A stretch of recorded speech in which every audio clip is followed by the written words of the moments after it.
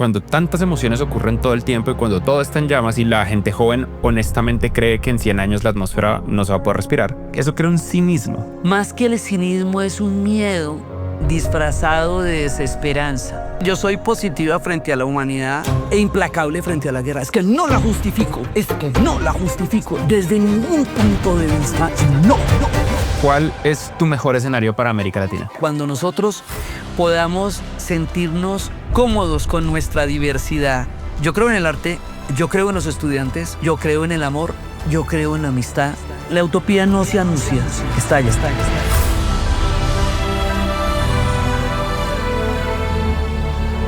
Diana Uribe es probablemente la educadora más importante que tiene Colombia y una de las más importantes, si no la más importante de América Latina. Con los podcasts más escuchados, con una historia entera de enseñar historia y la verdad de lo que ha pasado a todo el mundo de habla hispana. Y un honor increíble tenerte acá. Gracias, muchas gracias y un honor para mí estar acá. ¿Tú cómo aprendes? Yo tengo como varios componentes. Yo tengo un componente, de una memoria prodigiosa. Tengo un componente de la parte investigativa y analítica. Y hay un tercer componente que es la parte emocional. Y es el tono de la narración y es la manera como me relaciono emocionalmente con el relato. Esa es la forma como yo me apropio de lo que voy a contar. Y es a partir de la resonancia que eso me genere por dentro que viene el relato. Entonces tiene un componente racional y un componente emocional igualmente intenso. Yo recuerdo muchos años que yo realmente nunca entendí, porque es difícil entender cómo empezó la Primera Guerra Mundial. Pues porque eso es un lío, claro. Y lo aprendí contigo. Y noté como que había un sentimiento detrás de lo que explicabas, que había un sentimiento detrás de explicar la realidad en los Balcanes, la situación, lo que pasó antes en la era victoriana. El sentimiento es el pacifismo. Yo siempre he sido pacifista. Yo me tatué el símbolo de la paz en el momento en que, ahorita, en febrero, cuando Suecia rompió la neutralidad de 150 años de neutralidad, yo siempre he sido pacifista. Y yo soy una convencida del absurdo de la guerra. Y no solamente del absurdo, sino de la huella aterradora de dolor en las generaciones que lo viven y en las generaciones que vendrán después de ellas. Me parece una especie de entropía de lo más estúpido de la especie humana. Y las he estudiado mucho para ver por qué la humanidad le da por repetir ese tipo de episodios tan funestos. Cuando uno lo ve en un agregado estadístico, la cantidad de violencia en el mundo se ha reducido, simplemente desde una perspectiva estadística. Cuando uno lo ve desde la realidad de lo que vive la gente, seguimos teniendo una línea recta de historias de guerra en el planeta. ¿Tu perspectiva es más positiva o negativa respecto a la especie humana?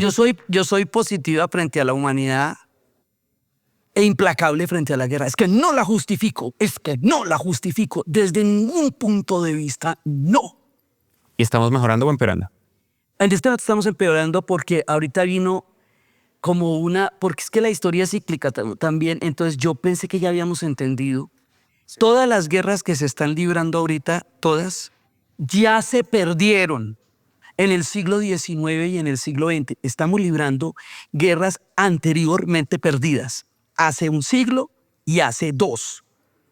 Entonces, yo no entiendo eso, pues pregúntenme cómo van a terminar, cómo terminan las guerras. Pero además la otra cosa es que cuando esas guerras se libraron, no se sabía cómo iban a terminar. Cuando el fascismo llegó, no se sabía qué era el fascismo. Ahora lo sabemos. Ahora sabemos a dónde conduce el fascismo. Entonces, las guerras que estamos viviendo es a sabiendas, con toda la conciencia de la capacidad de destrucción humana. Esa parte no la entiendo.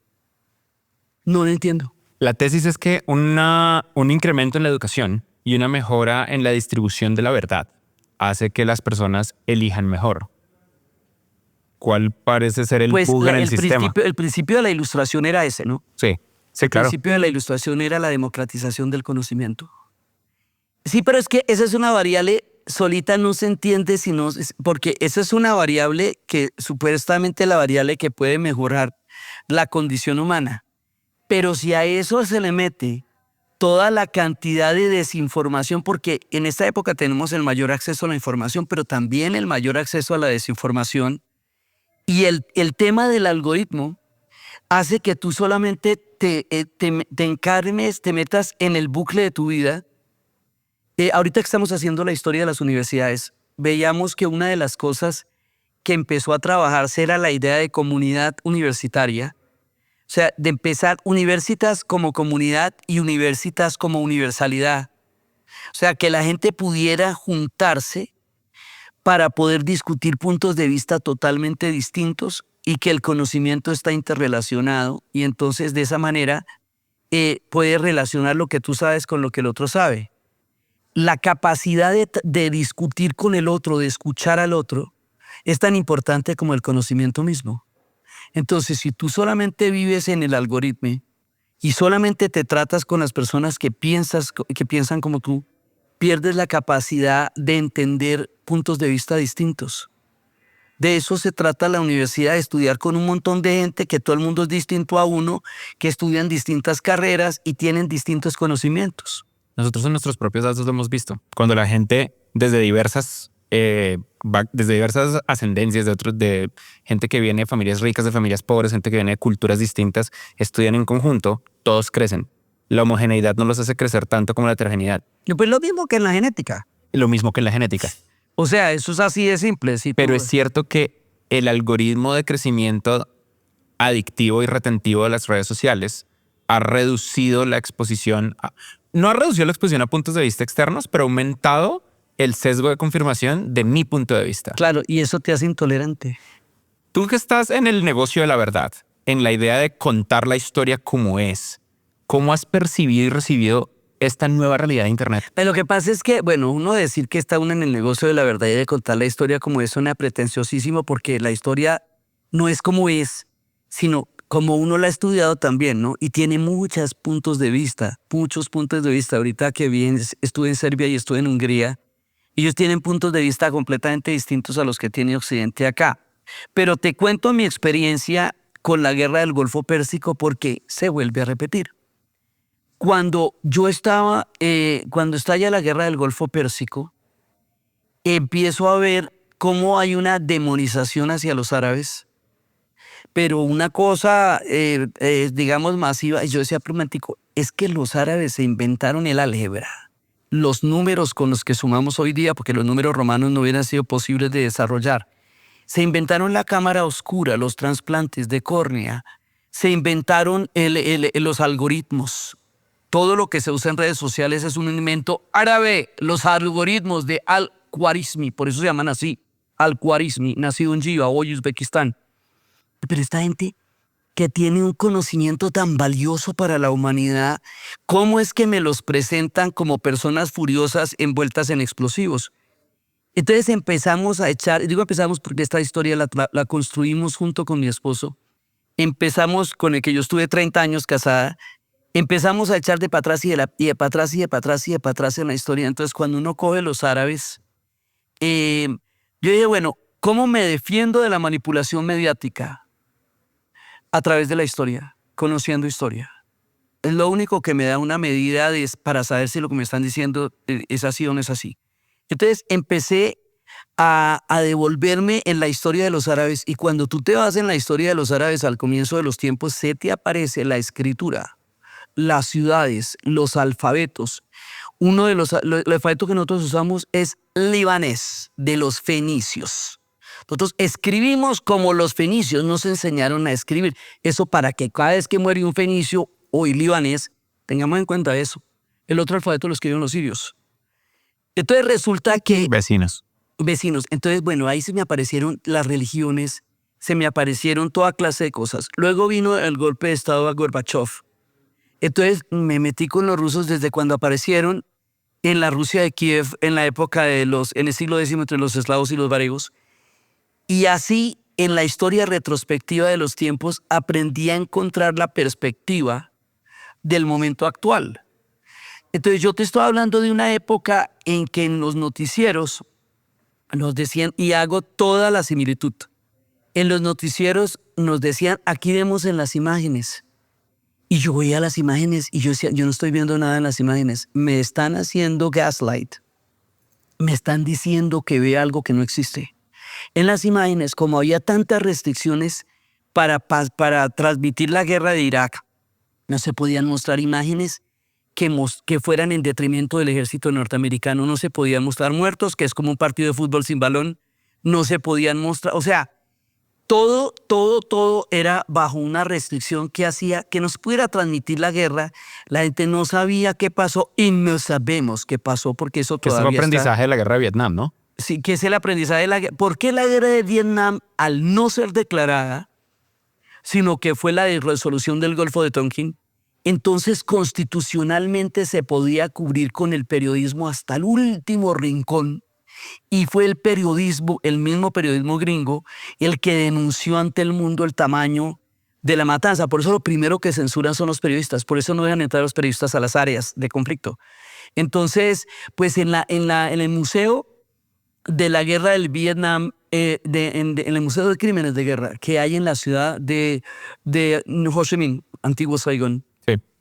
hay una pared entera en honor a los periodistas que le contaron al mundo el sufrimiento del pueblo de Vietnam. Y los guías vietnamitas le dicen, estas fotos las tomaron ellos, no nosotros. Son las fotos que ellos tienen sobre lo que nos hicieron a nosotros. Entonces, aprendieron de la guerra del Vietnam que el periodismo independiente, que luego creó el paraperiodismo, se llamaba paraperiodismo porque era un periodismo paralelo al periodismo institucional. De ahí van a salir las figuras que van a cubrir en el futuro Watergate y los papeles del Pentágono. Entonces, el tipo de esa época hoy día es Julian Assange. Sí, es su personaje. Claro, es ilegal en el sentido en que hackeó y no, pero son los que cuentan lo que los poderes imperiales no cuentan. Entonces resulta que yo decía, ¿cómo me defiendo de esto?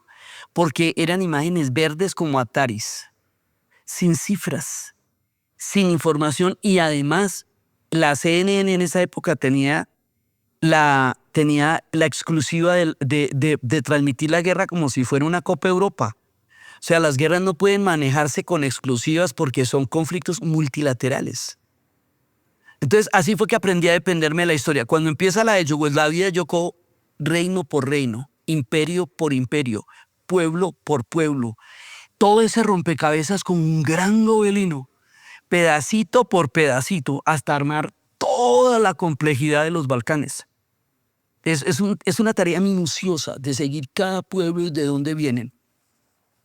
Entonces lo hago ahora porque exactamente lo mismo que la guerra del Golfo Pérsico y exactamente lo mismo que en esa época, con la tecnología de hoy, se hace la manera de que no se pueda saber qué es lo que realmente está pasando en las guerras. Solamente con más tecnología, pero el principio es el mismo.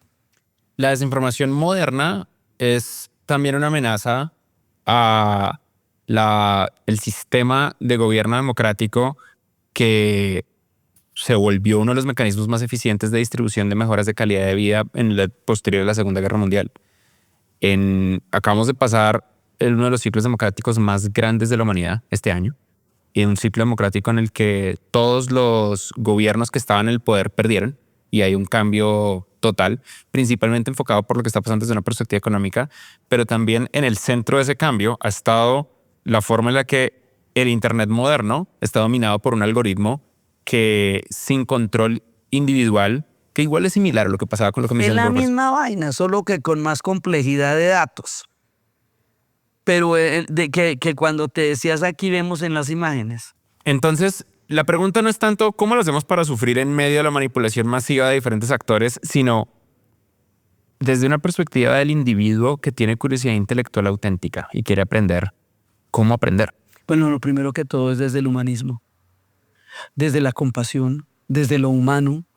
O sea, desde ser sensible al sufrimiento humano, desde ser sensible y empático hacia el otro. Para poder aprender hay que tener empatía, hay que tener capacidad de entender que otras personas viven de otras maneras y que su forma de vivir es tan válida como la tuya. Te doy un ejemplo de pensamiento totalmente opuesto. En Udaipur, en la India, una vez estuve hablando con el dueño de una tienda de música y estuvimos hablando del matrimonio. Y él me contaba cómo era el matrimonio en la India, que los padres iban a la aldea y escogían a la chica más bella y más parecida a él que había en la aldea.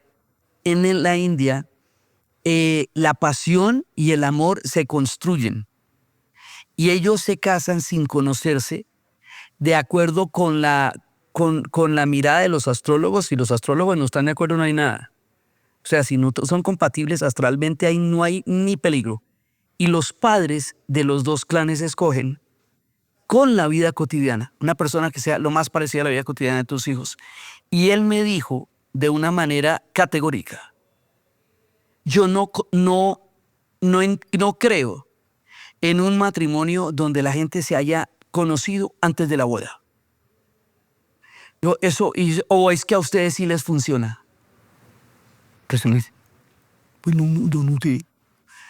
Entonces, para decirte que con la misma fuerza con que la gente se casa después de cursos y después de preparaciones, se casan ellos conociéndose el día que ella se quita el velo y entra a la boda, y son tan matrimonio los unos como los otros. Entonces fue cuando yo dije, hay gente que puede pensar de una manera que a uno ni siquiera se le ha ocurrido y es tan tangible para ellos como la manera de pensar para uno. Entonces, lo primero hay que tener una actitud empática, porque si tú empiezas a buscar información desde tus propios prejuicios para demostrar qué tan villanos son, pues ahí ya tienes un bias. Todos tenemos sesgos, pero hay que procurar ser lo más abierto frente a eso, porque si no, te informas solo para verificar lo que crees. Entonces, la información no puede ser solamente una confirmación de lo que yo creo, porque ahí lo que estoy es convenciéndome y no investigando. Lo mismo, la historia sigue siendo la misma historia. A ver, ¿de dónde salió esa gente? ¿Por qué pelea o por qué no pelea esa gente?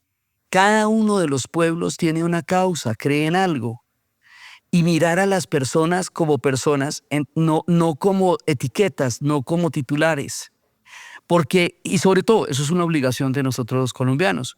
Porque nosotros los colombianos, que hemos sido pueblos tan estigmatizados, sabemos por dentro que somos distintos. Yo te doy el ejemplo. Estuve en Serbia, hice una en Serbia y en Hungría, y estuve hablando de Colombia, invitada por la embajada, y les hice un retrato de Colombia, primero, de toda nuestra conexión con el Amazonas, con el Gran Caribe, con el Atlántico, con el Pacífico, con la cordillera de los Andes, de todas nuestras etnias, de todos nuestros grupos culturales, musicales. Les hice toda la explicación de la diversidad tan compleja y tan rica que somos. Pero eso ustedes no lo saben.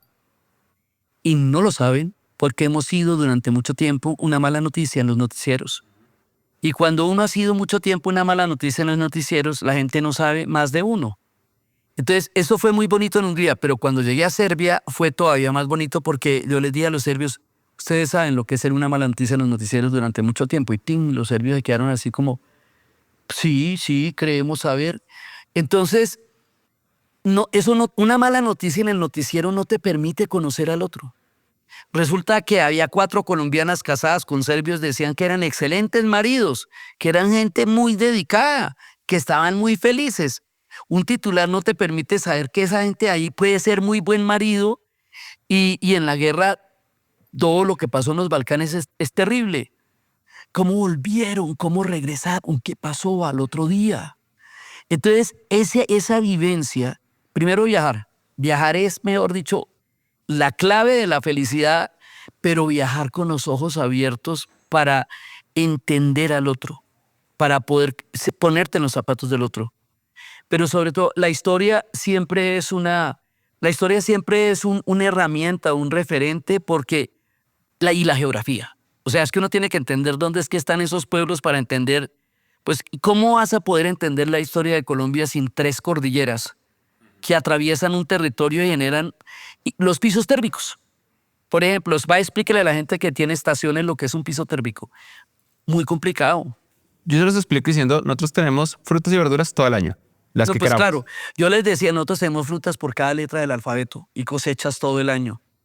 Y eso no se entiende. El sol, el mismo nivel de sol todo el año. Entonces, parte de hacer la conferencia en inglés era poder explicar qué es un páramo, qué es una ciénaga, que es Es un verdad, piso es térmico. difícil. Moorland no es una buena traducción de páramo. No, no es que no es no hay traducción. Hay es que explicar, pero no hay traducción porque son ecosistemas únicos. Fascinante. Entonces, pues entender que hay otras diversidades, que si tú vives en un clima hídrico como el nuestro, hay gente que vive en la sequía y tiene otra perspectiva. Es ampliar la cabeza, porque parte de la desinformación se basa en cerrarte la capacidad de entender otro tipo de argumentos. Aquí en Y ahí Latinoamérica, es donde está el peligro de la democracia.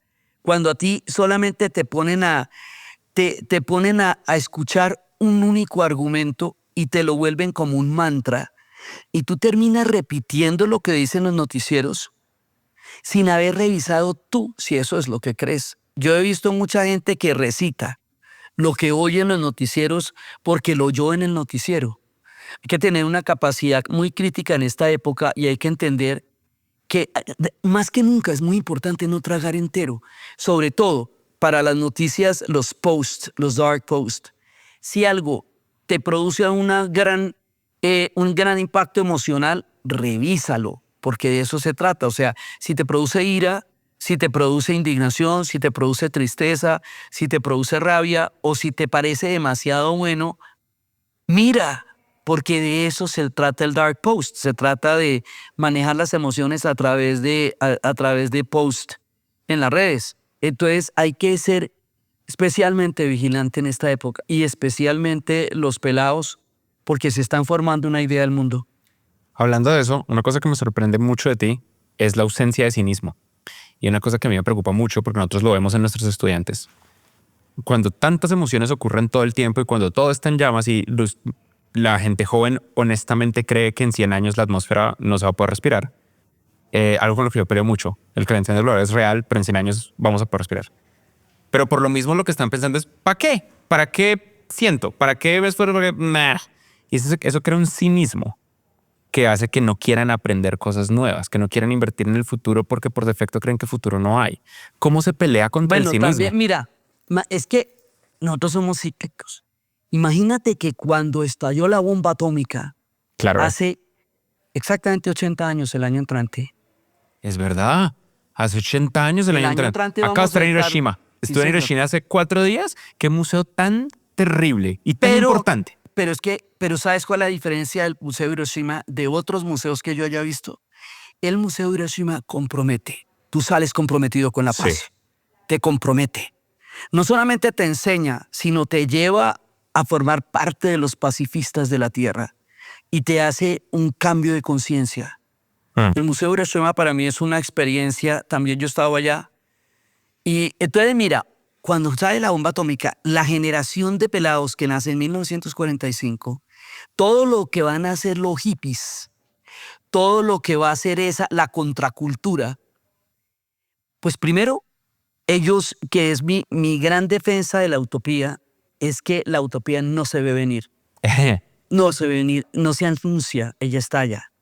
Entonces imagínate, en 1952, en la época del macartismo, de la cacería de brujas, de la censura de Hollywood, de la persecución a los artistas, a los maestros, era la época en que McCarthy, un senador, estaba persiguiendo a todos los que sospechaba que eran comunistas y perseguía hasta su sombra. Tú no te puedes imaginar en ese año de 1952, con la crisis de los misiles, creando un pánico atómico y la cantidad de ventas de refugios antiaéreos, que 8 años después estarías en el verano del amor y surgirían los hijos de las flores y habría que ir a San Francisco con flores en el pelo y que iban a aparecer los Beatles y los Rolling Stones, iban a aparecer The Doors. O sea, el florecimiento del mundo no se puede anticipar. Pero además, lo que sí pasó es que la generación que nace después de 1945, pues tampoco cree en el futuro, porque la amenaza termonuclear en ese momento era el discurso de la época. Y absoluta. Y absoluta. Y entonces, sobre todo para los alemanes, ¿no? Porque es que los alemanes, si estaban en el este, entonces tenían los misiles soviéticos debajo. Y si estaban en el oeste, tenían los misiles de la OTAN debajo. Todos los alemanes sí la tenían clara, que se armara por donde se armara el terreno, los primeros quemados eran los alemanes. Por eso de ahí van a surgir Yo- los movimientos. Yo nunca pensaba en que los alemanes sabían que el botón primero les cae a ellos. Pero primero que por donde fuera, por la que tocara. Claro, uno piensa en los soviéticos y en los gringos, No, pero los alemanes. Los alemanes. ¿Y por eso fue qué? ¿Por qué salen los verdes y los pacifistas y todo eso? Y el símbolo de la paz, esto surge en Inglaterra, en Aldermaston. Los muchachos en Inglaterra, después del experimento de la bomba atómica, dicen, y fuera del horror que vivimos con la bomba atómica, la OTAN se va a volver atómica para que esa amenaza se multiplique. Entonces van a crear el movimiento antiguerra. Esto se llama el Comité de Desarme Nacional, the Committee of National Disarmament. El logo de the Committee of National Disarmament, que era el movimiento que generó el pacifismo en Inglaterra, es este. Y hay un personaje que se llama Bayard Rustin, que es el que va a llevar ese símbolo de la paz de Aldermaston a los Estados Unidos y al movimiento antiguerra, y que va a ser uno de los hombres más cercanos a Martin Luther King y a la marcha Washington. Él es el que la organiza. Entonces, este símbolo trae la paz de muchos pueblos, y ahora es más necesario que nunca, porque cuando viene la guerra es que hay que hablar de paz. Entonces, volvemos al tema. La gente que nace en 1945 nace bajo una amenaza atómica inminente, con un sentido del presente absoluto, del no futuro, y de la idea, ahí se rompe la idea de las generaciones que se sacrificaron por sus hijos en el futuro, porque ellos dicen, el futuro es ahora, porque no sabemos mañana. We want the world and we want it now. ¿Sí? Entonces, es una coyuntura parecida, no por el calentamiento global, pero sí por la guerra termonuclear planetaria. Que todo puede ocurrir. Todavía, la especie había encontrado un arma capaz de acabarla. Yo no entiendo cómo se le llama eso progreso. ¿Sí? Imagina, ahora ahí nos podemos acabar, qué chimba. Entonces son cíclicos, ¿sí? Entonces, pues primero que todo, hay que vivir la vida, hay que bailar, hay que amar con mayor razón. Y con más fuerza. Y con más fuerza. Y hay que aprender, porque es que aprender no es para el futuro. Aprender es para vivir. Uno aprende porque aprendiendo se vive, porque es una actividad que enriquece el espíritu. Entonces, si el aprendizaje es solamente utilitario, pues no vale la pena nada, pero que el aprendizaje es hasta útil. Pero no es solamente eso. Incluso sirve. Pero no es solamente eso, es toda la formación de una persona que significa para uno aprender. Cuando has aprendido cosas que te hacen muy feliz, eres una persona distinta y maravillosa a la que eras antes de saber que eso pasaba. Aquí en América Latina nosotros también tenemos nuestros segmentos de... Es sorprendente porque en América Latina hemos tenido relativamente pocas guerras. Para la geografía que tenemos, para los países que tenemos, para las culturas que tenemos. Sí tenemos crisis. En el siglo XX los colombianos iban a Venezuela y los venezolanos nos trataban mal. En el siglo XXI los venezolanos vienen a Colombia. Por eso digo mal. Pero nos dieron trabajo. Mi papá vivió 30 años en Venezuela.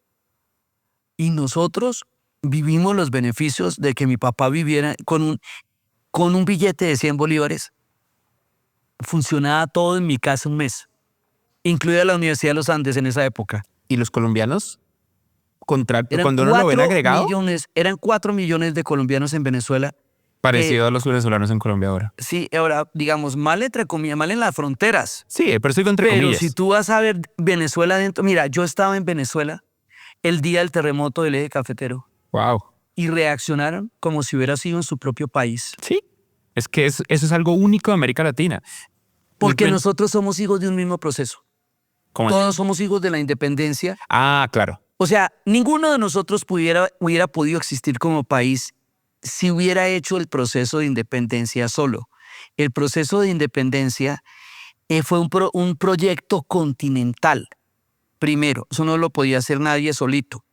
Segundo, la decisión de que el español iba a ser la lengua que se iba a hablar en ese montón de pedazos de la tierra.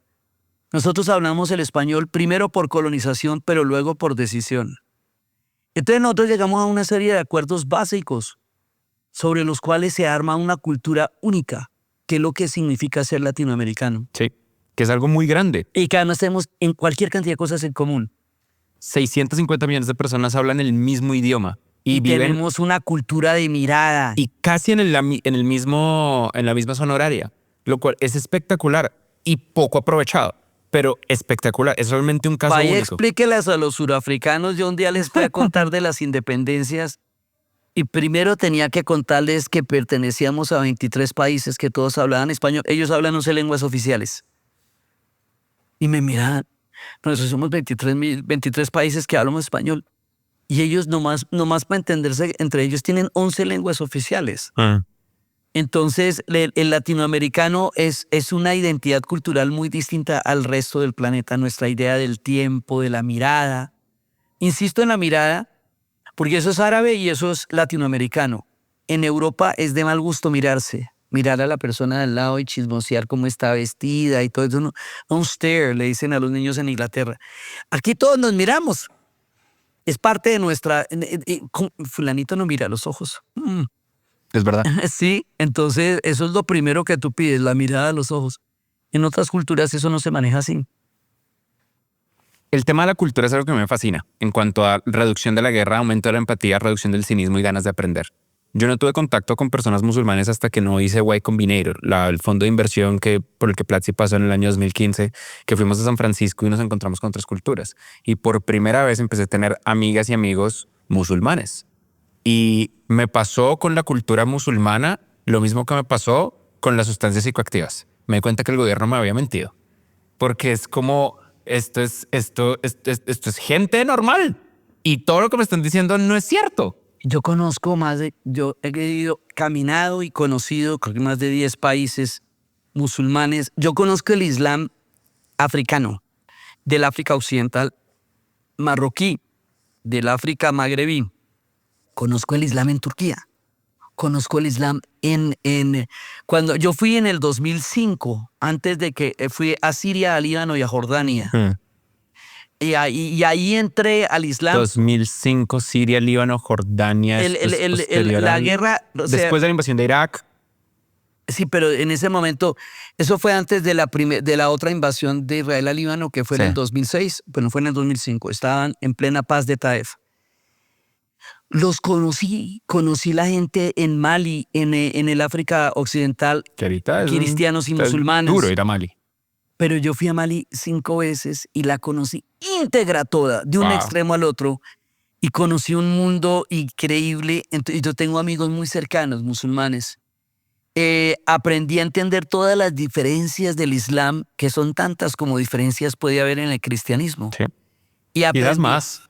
Y además estuve también en el cierre de un Ramadán. Y cuando va a comenzar el Ramadán, es como una Navidad para ellos, no es un castigo. Se prenden, se dan regalos, hay cantidades de faroles. O sea, es una manera distinta de entender el mundo, pero es una manera, o sea, yo conozco muchísimo. Y conozco el sufismo, la danza sufi, los derviches. Entonces conozco muchísimas variedades del Islam. Empecé por la guerra del Golfo Pérsico y luego la vida me dio la oportunidad de caminar el Islam. Sí, entonces, pues la idea que yo tengo de ellos es de una enorme y tremenda civilización y de las personas pues son amigos míos. A mí me sorprende, una de las democracias más grandes del mundo es una democracia musulmana, Indonesia. El país... 200 millones de personas. 200 millones de personas. Y cuando se habla del Islam no se habla de ellos. Ni por equivocación. Y el país musulmán más poblado del mundo es Indonesia. Y ahí están, y son democráticos. Pakistán y India se dividieron, entre comillas, por el Islam y por lo que no era Islam, porque un man por allá en Inglaterra trazó una raya y eso creó un problema gigantesco porque realmente eso no funciona así y la gente de lado y lado. Gandhi quería evitar la partición de la India y había un tipo que se llama Ali Jinnah, que fue el que quería la creación del Pakistán. Gandhi lo llamaba el hombre con un problema para cada solución. Decía que era muy difícil llegar a un acuerdo con ese man porque bloqueaba todo. Él parte de la India y muere 4 meses después. alienígena y deja armado un problema que hasta ahora sigue siendo complicado. Y sí, pero un problema, o sea, Berraco. Inglaterra es una marca en nuestra historia que al día de hoy se sostiene y es persistente y constante. Esa apertura, el conectar con estas culturas musulmanas, con estas personas musulmanas, como que me hizo ver cómo le hace uno para generar en escala este entendimiento y esta empatía. El arte. El arte. El arte es lo que hace posible que la vida tenga sentido, porque el arte tramita las emociones. Pensar por escuchar la música, por ver todo el arte tan impresionante, por entender, por ejemplo, yo entendí en la India, en la parte musulmana, que es del norte, vi cómo hay una geometría sagrada en el Islam. Y entonces, los techos de las mezquitas, Porque eran matemáticos. las formas de los tapetes, las formas de los jardines, todas hacen un gran, digamos como una gran armonía geométrica, y la simetría es la base del Islam, hasta el punto que el Taj Mahal tiene al lado una mezquita que no está en uso y que no tiene culto, pero que se construyó solamente por la simetría. Entonces, entenderlos desde el arte, desde el conocimiento, desde ahí, porque el arte es la clave, la música. La música es la clave porque la música es un lenguaje universal. Entonces, eso entra por otro lado. Para hacer, digamos, hay que aprender el arte del otro. Entonces, y sobre todo empezar a contar todas las cosas maravillosas y buenas que tienen los pueblos, como uno, trátalos como quiere ser tratado. ¿Quieres que conozcan todas las maravillas de Colombia y quieres que conozcas todas las cosas que tú amas? Pregunta por las cosas que ellos aman. Entonces, ¿cómo quieres ser tratado? Pero la empatía en este momento me parece que es la clave del conocimiento. La compasión y la empatía hacia el otro. Me encanta la perspectiva del arte. En los últimos años yo descubrí dos artistas del género que uno menos esperaría que le pegue a uno en el corazón, música electrónica. Hay Skrillex, que inicialmente era un artista de música para jugar videojuegos. Skrillex tiene una canción que se llama Xina, Xena, que cuenta la historia de un grupo de amigas creciendo en Palestina. Y esa es toda la historia, con tambores musulmanes. Esa canción es espectacular y el video es increíble. Y hay una canción que se llama Territory, de The Blaze, unos franceses algerios, que todo el video el video y la letra del video cuenta la historia de un inmigrante algeriano que se va a Francia y regresa y se encuentra desconectado de la cultura musulmana, pero conectado con su familia. Y son dos canciones que me generaron una reacción de sí, así se siente. Esto es lo que a uno no le cuentan. Esta es la parte que es difícil de explicar y tiene total sentido. Y la otra cosa que es muy importante es que las enemistades son entre los gobiernos, no son entre los pueblos. El Sahara Occidental, que vive un drama muy grande porque es un pueblo despojado de la tierra donde vivía y están en campamentos hace 40 años. Ellos tienen una pelea muy grande, o sea, parte de la pelea que se armó la armó España, porque cuando terminó la colonización allá no dejó el recibo de colonización, hay que dejar un recibo para, si yo ya me fui de aquí, esto queda en manos de... Eso no se hizo, eso se armó un lío porque se murió Franco y nadie le paró bolas a eso. Se armó un lío, la cosa más impresionante. Hoy por hoy, los españoles y los saharauis, el pueblo español y el pueblo saharaui son muy amigos. Y el español es una lengua de resistencia que ellos hablan. Y uno ve la corriente, el flujo de españoles y de saharauis. Y uno dice, más allá de la geopolítica, del papel que pueda o no tener España, es como la gente se comunica. Los pueblos no son enemigos. Son enemigos los gobiernos y las potencias. Los pueblos no son enemigos. La gente en Irán es bellísima a un nivel ya fuera de lo común. O sea, son bonitos hombres, mujeres, niños, perros, gatos, todos. Pues tienen unos ojos así gigantescos, ameldrados, negros. Sí, o sea, son muy bonitos como en manada, divinos. Y eso no le cuentan a uno. Tienen el arte de la miniatura, toman té y recitan poemas. Hay un tipo que se llama Sadi que hace 800 años existió. Y hay un parque donde la gente va y le pregunta algo a Sadi y alguien abre el libro al azar y Sadi te contesta. Tipo que escribió hace 8 o 7 a un verso. Tú le preguntas. No, o sea, Los la persas tienen una cultura de estética espectacular. No, y pues es una gente muy antigua.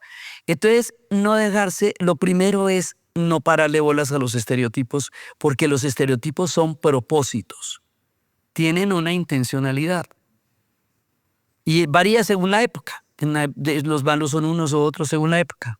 Estamos a punto de entrar a una desconexión mundial o a una guerra cultural y económica y un intento de desconexión entre la economía que es dominada por China y la economía que es dominada por Occidente.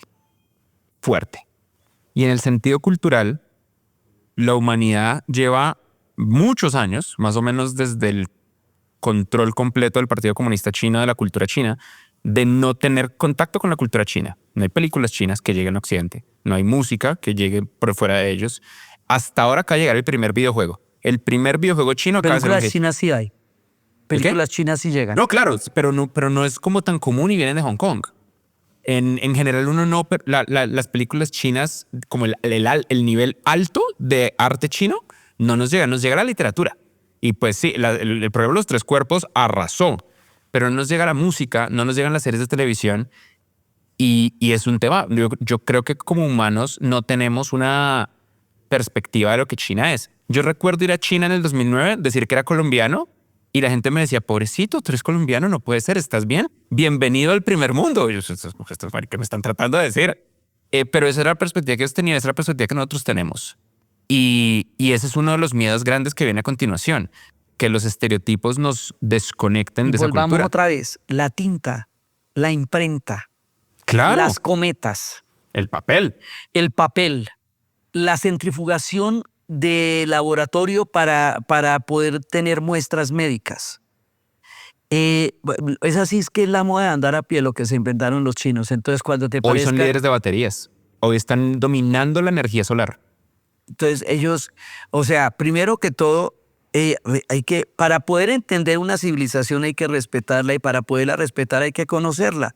Pues entonces estudia historia de la China, las dinastías, cómo ellos aprendieron, se volvieron imperio cuando aprendieron a manejar las aguas, lo mismo que los egipcios. Manejar las aguas es lo que garantiza que un pueblo pueda entenderse. Entonces, la medicina china, mira, la gente hace tai chi, la gente toma esencias florales. La gente cree en digamos, sabe que las emociones están contenidas en el cuerpo y todo eso, el yin y el yang, todo eso viene de China. El año nuevo chino. Entonces, o sea, no conocen a China, pero sí tienen muchos elementos de la cultura china. Entonces, pues hay que estudiar a la China.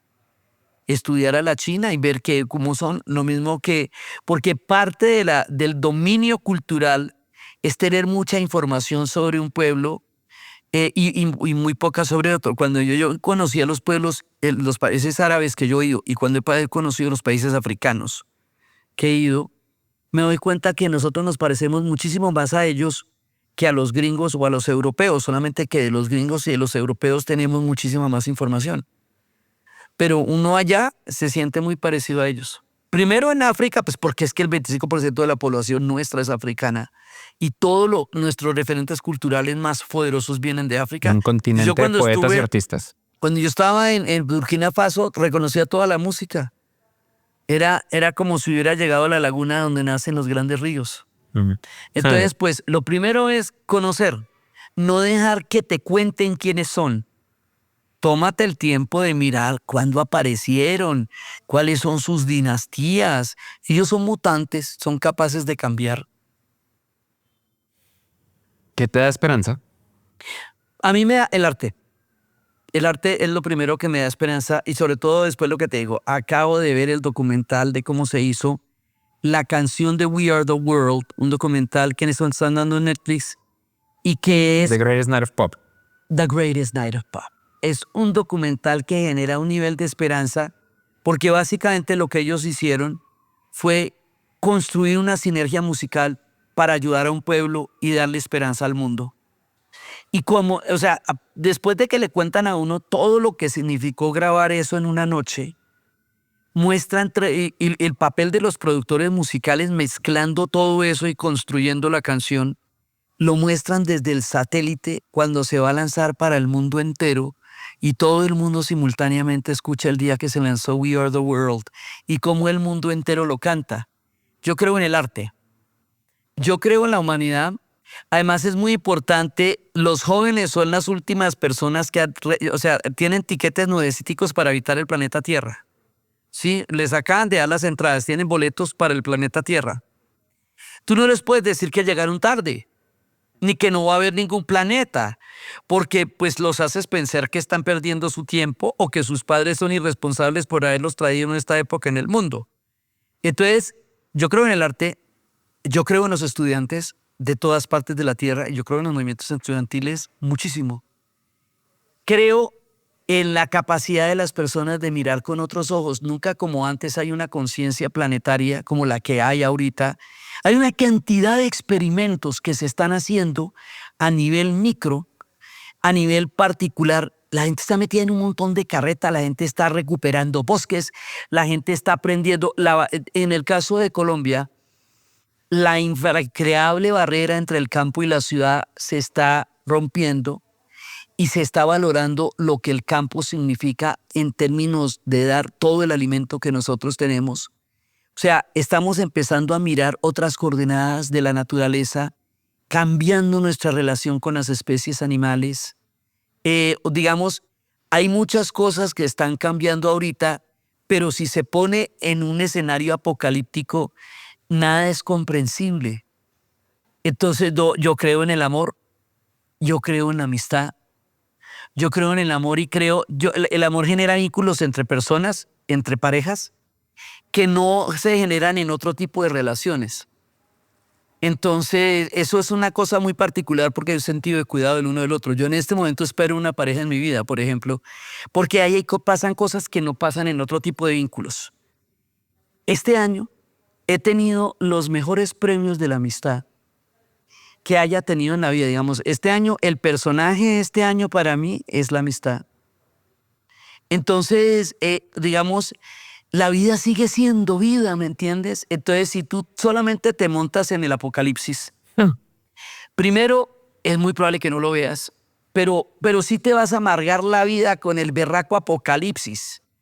Entonces, pues, más que el cinismo es un miedo disfrazado de desesperanza y de nihilismo, porque además el nihilismo o el cinismo te exonera. ¿Qué es lo más peligroso que tiene? Pues como yo no puedo hacer nada por eso, entonces no me comprometo. Sí, hay que creer en todo lo que tú creas. Si crees en las plantas, dedícate a las plantas. Si crees en la música, dedícate a la música. La literatura hace que la vida valga la pena. Entonces, porque vas a vivir muchas vidas. Te vas a meter en la vida de una persona en una novela y durante el tiempo que estás ahí vas a vivir esa persona. Te puedes convertir en cucaracha, sí, como Kafka, o puedes volar, o puedes vivir en Macondo. O sea, la literatura es una maravilla. Entonces la vida sigue siendo la vida. Yo sí creo en la humanidad, creo en la esperanza, pero no creo en las guerras. Digamos, las guerras me parece que es una reiterada terquedad de la especie en seguir insistiendo en resolver de una manera lo que de esa manera no se resuelve. Porque las guerras en realidad no resuelven nada. Y tienen otro problema muy grave, y es que está comprobado que las generaciones que no vivieron la guerra, los hijos de la gente que vivió la guerra, salen con dolores que no comprenden, con daños emocionales enormes. Memoria epigenética, sí. La memoria epigenética. Y es, entre otras cosas, porque no le han contado qué fue la guerra. Entonces no entiende qué es lo que le duele. Entonces, cuando tú haces una guerra, no solamente haces la destrucción presente, sino que la siguiente generación ya tiene un rasgo de dolor que de ya Rifa no la compró, ¿me entiende? Ellos ni estaban ahí. Entonces, yo creo en la humanidad, no creo en la guerra.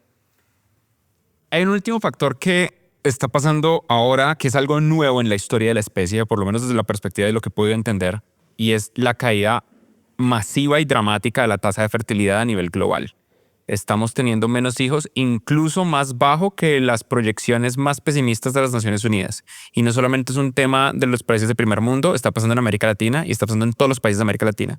No hay país de América Latina que no esté en una caída de su tasa de fertilidad a un nivel mucho más fuerte de lo que incluso las peores proyecciones predecían. Y entonces en una generación va a haber una cantidad más pequeña de niños. Y ya más o menos sabemos lo que viene porque lo hemos visto en Japón y en Corea del Sur. Las ciudades se van a superpoblar porque los jóvenes van a abandonar las ciudades intermedias y los pueblos donde vivían porque no hay más jóvenes. Entonces las ciudades van a ser más pobladas. Pero más allá de eso, ¿qué más va a pasar y qué hacemos? Bueno, primero, eso ya ha pasado. Ya había pasado. Había pasado, digamos, después de la Primera Guerra Mundial. Oh. E inmediatamente hubo una idea de que no había, o sea, la gente no quería traer niños y no quería traer niños. Las tasas de fertilidad también se bajaron mucho. Primero porque pues mataron a los hombres. Acuérdate cómo es la cosa con la guerra, ¿no? Sí. Los más fértiles, los más bonitos, los mejores. Cogen una selección de la especie masculina y los matan para que no haya material genético para la siguiente. Sí. Entonces, que es parte de la estupidez entrópica que es la guerra. Sí, que es parte de la razón por la que Ucrania intenta no reclutar menores de cierta edad, pero están llegando al punto en el que no van a tener de otra. Entonces pues, la idea es que se le busque a eso una salida, no, en una salida no. O sea, mientras se insista en que la única salida es la guerra, pues se entierran ahí, Sí, se entierran. sí. Entonces, en la Primera Guerra Mundial murió una generación completa. Los hombres que quedaron eran los hombres que ya no podían combatir por edad y las mujeres jóvenes. Entonces, ahí hubo, o sea, la Primera Guerra Mundial va a generar una desesperanza tan grande que nadie puede explicar lo que pasó porque nadie se imaginó que se fuera a suicidar la razón, como dice Stefan Zweig.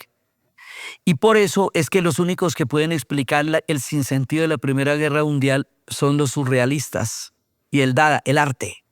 La razón se equivocó. El surrealismo nace del sufrimiento posterior. Bueno, todo Claro, el porque arte el viene del surrealismo sufrimiento. dice que, o sea, que si el discurso lógico llevó a una sinrazón de esas, hay que ensayar, empieza toda la revolución del inconsciente de Freud.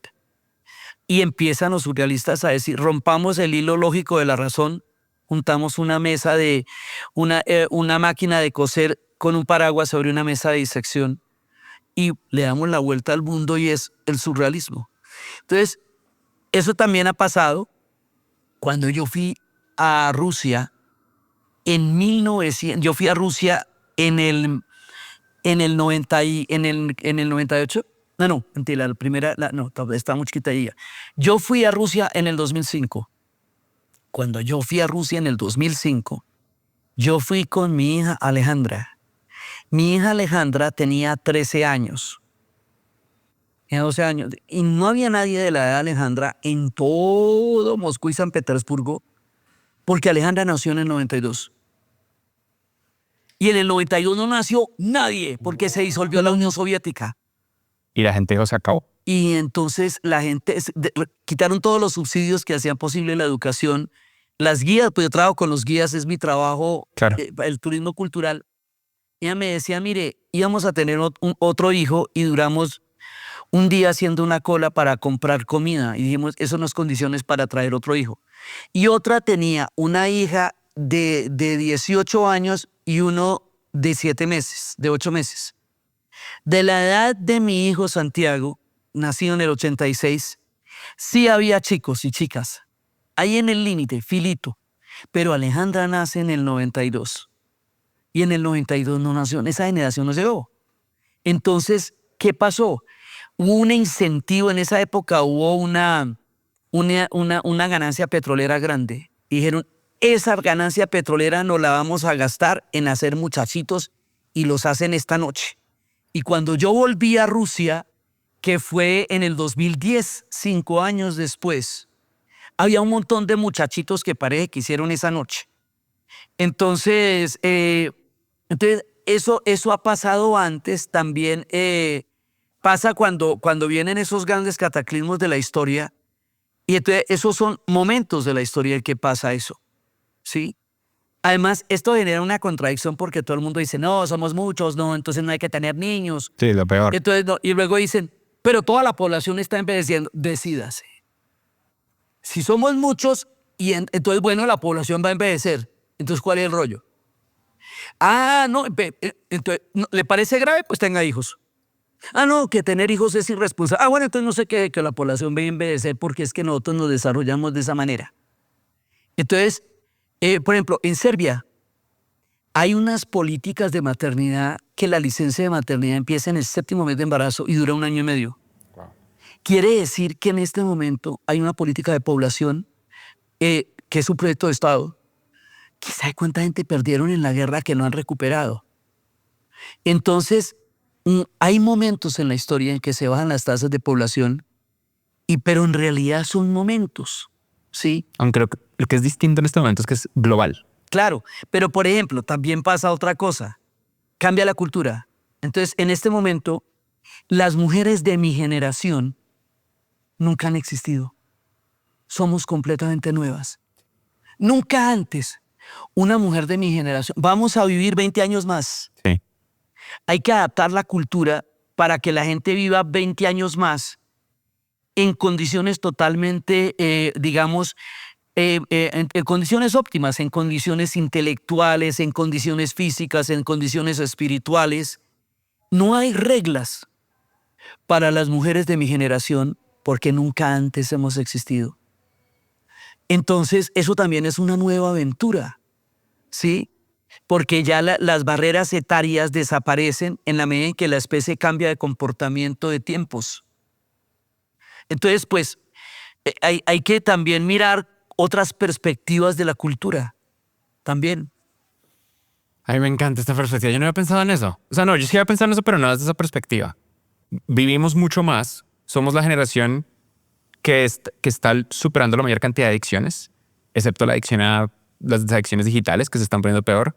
Estamos viviendo mucho más, estamos solucionando Pero más estamos problemas viendo mucho más por los avances de la medicina. por los O avances. sea, la medicina logró que la gente viviera y la espiritualidad, el contacto con la India, logró que la gente encontrara condiciones para vivir 20 años más. Entonces hay que mirar que tenemos un montón más de tiempo de vida en el planeta y hay que mirar culturalmente cómo le sacamos el mejor provecho a ese hecho. ¿Ve? Entonces hay que irnos moviendo, ¿sí me entiende? Hay que irnos moviendo. Que la cosa va para allá, listo, vamos para allá. Entonces, ¿qué vamos a hacer en ese lado? ¿Qué hace la cultura? El aprendizaje adquiere otro sentido cuando no es para la movilidad social de tu plan de vida, sino porque vas a vivir 20 años más. En Islandia, uno puede cambiar de carrera de repente y hacer otra cosa, y hay universidades para eso. La guía con la que yo estuve en Islandia había sido secretaria durante 25 años en una embajada, ella no quería más. Se profesionalizó para ser guía y se volvió una persona que mostraba su país al mundo entero. Me dijo, quedó regia, 3 años de universidad, la capacitan, la titulan y ella cogía hacia otra vida, distinta a la que tenía. Entonces, hay libertad en otro sentido. Y así como en los 60 se creó un mundo para la juventud porque la explosión demográfica fue gigantesca por las condiciones de los suburbios.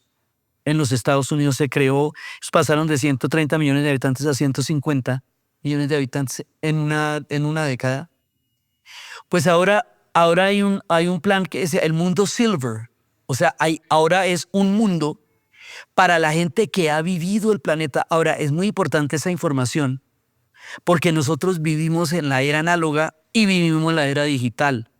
Sabemos de dónde viene todo lo que ocurre y estamos viviendo una revolución en nuestro tiempo. Y es la última generación que va a recordar los dos mundos. Y en la última generación, mira, estoy un poco monotemática con We Are the World, pero como empiezan los demos en cassettes, ¿sí? O sea, la primera parte que muestran es que cuando, les explico, cuando tú vas a presentar un producto musical antes de la era digital, lo grababas en cassettes. La cinta demo. La cinta demo. Antes de que eso se volviera un vinilo, eso se tenía que volver una cinta que era lo que se escuchaba para poder mostrar tu música. Entonces, lo primero que muestra la película es una máquina de cassettes, porque todo lo que va a pasar pasa en demos. Hoy por hoy, tú mandas simplemente mandas la música. Un archivo digital. Un archivo digital. Sí, pero antes eso tenía que ser un objeto físico que se pudiera registrar y eso era un cassette, que cada rato se le rompía la cinta. Y eso era el paso previo a que eso se volviera un vinilo. Entonces empiezan por ahí y nosotros vimos esas épocas, nosotros hemos visto cambiar el mundo como uno no se imagina que el mundo iba a cambiar. Entonces, viene. somos los seres que unimos los siglos. La gente que nació en el siglo XX y que vio llegar el siglo XXI. Eso, digamos, para mí que soy historiadora, pues es absolutamente fascinante.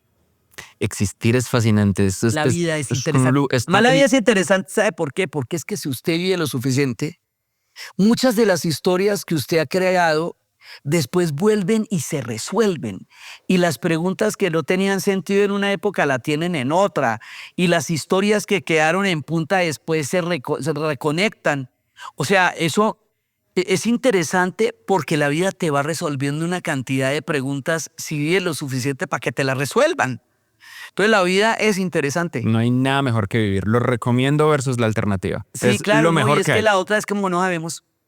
Porque pues fuera que supiéramos, ¿no? Y uno tuviera dónde escoger, pues que no sabemos, no tenemos ninguna idea. No hay forma. No hay forma. Uno no sabe si lo está esperando Osiris o Anubis, si va a reencarnar. Uno no tiene ni idea. Lo que uno sabe es que nosotros vivimos como 100 años. El universo lleva acá millones de años y va a estar acá cuadrillones de años. Y en esos cuadrillones de años pueden pasar muchas cosas con la conciencia. Claro, y además lo que te digo, nosotros en la Edad Media, por ejemplo, esta es una cosa que me encanta contar. Los carnavales surgieron cuando Europa se dio cuenta que el mundo no se acabó después de la peste negra. Los carnavales vienen de sobrevivir a una de las pandemias más locas de la humanidad. La peste negra, la primera parte de la peste negra. Pues hubo muchas, pero cuando vino la peste negra, pues 2/3 partes de Europa murieron. Entonces la idea de que el mundo se iba a acabar, pues era tangible, de verdad. Claro. Y un día pasó la peste y el mundo no se acabó. Digo, pues enrumbémonos. Porque uno no ve venir la utopía. Entonces, porque uno no ve venir la utopía y vienen los carnavales. La utopía no se anuncia, estalla. En ese sentido, y para cerrar esto, una última pregunta. ¿Cuál es tu mejor escenario para América Latina en el futuro? ¿Qué es lo que tenemos que hacer y qué es lo que crees que va a pasar? Bueno, el mejor escenario es nuestra propia aceptación. O sea, cuando nosotros podamos sentirnos cómodos con nuestra diversidad y sentir que nuestra diversidad es precisamente lo que nos enriquece. Celebrarla. En América Latina están los pueblos originarios. Los pueblos originarios son los que saben cómo se trata el cambio climático. Ahí hay un conocimiento impresionante entre los mapuches, entre los cogis, entre los arhuacos, entre los nazas. Sí, lo primero es aprender a escuchar a lo que los arhuacos llaman nuestros hermanos mayores. Sí, aprender a entender esos saberes.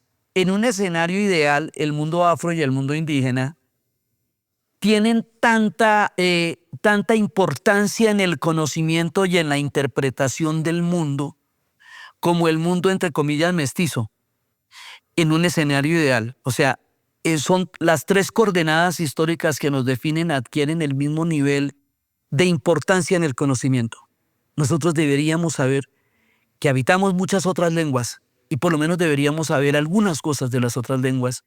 En 100 años de soledad, cuando llegue, se habla en Guayunaiki también. Entonces, va a haber muchas cosas. Primero, la aceptación de nosotros. O sea, cuando la discriminación que hay hacia los pueblos afros y hacia los pueblos originarios es la herencia del régimen colonial español. O sea, nos dejaron la mirada de cómo ellos nos veían. A nosotros nos toca construir la mirada de cómo nosotros nos vemos. Ese es el primer escenario. Mirarnos como nosotros nos vemos y no como nos dijeron que nos debíamos mirar. Eso es descolonizar la cabeza. En el escenario ideal, acabamos con las desigualdades, las brechas de desigualdad. Solucionamos ese problema. Eso es un problema que hay que solucionar. ¿Sí?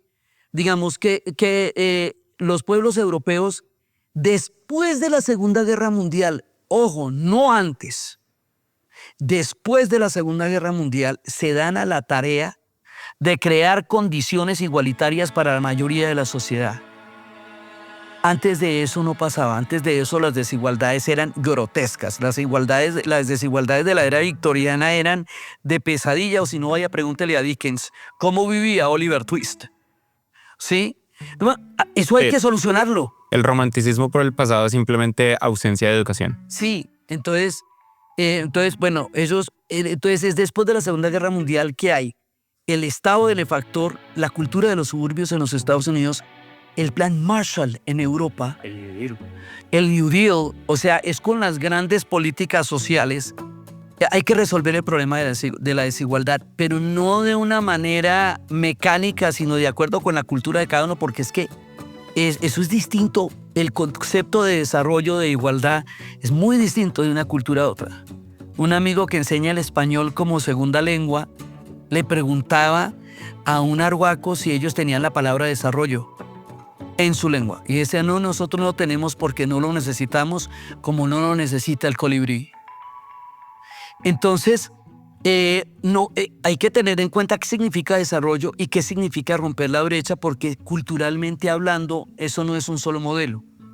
Pero hay que salir del tema de las crudas desigualdades para en un escenario ideal lo logramos en algún momento, ¿sí? Pero con todos los saberes, no desde un modelo que sea igual para todos, porque somos muy diferentes entre nosotros. Y aprovechamos todas nuestras similitudes para poder crear, o sea, de hecho compartimos, ahorita que yo estaba haciendo los de mitos y leyendas, mira la cantidad de espantos que compartimos por toda América Latina, es increíble. Sí, entonces ser conscientes. Es verdad, la Llorona existe en todas partes. En todas partes. Yo siempre pienso en América Latina como dos hermanos que están cada uno en su cuarto, haciendo lo suyo, cualquier cosa, y tú vas al cuarto y tu hermano está haciendo exactamente lo mismo que tú, y vive en el mismo cuarto. Entonces, la cantidad de similitudes entre nosotros no existen en ninguna otra cultura. Entonces tú me preguntabas cómo estudio yo, enamorándome de lo que hago, sintiendo en el corazón lo que cuento. Eso es fundamental para poder narrar. Magnífico. Diana, muchísimas gracias. Esto ha sido maravilloso. Ojalá te podamos tener de nuevo en el futuro. Muy rico, muchas gracias. Delicioso, delicioso esto. Gracias, qué chévere.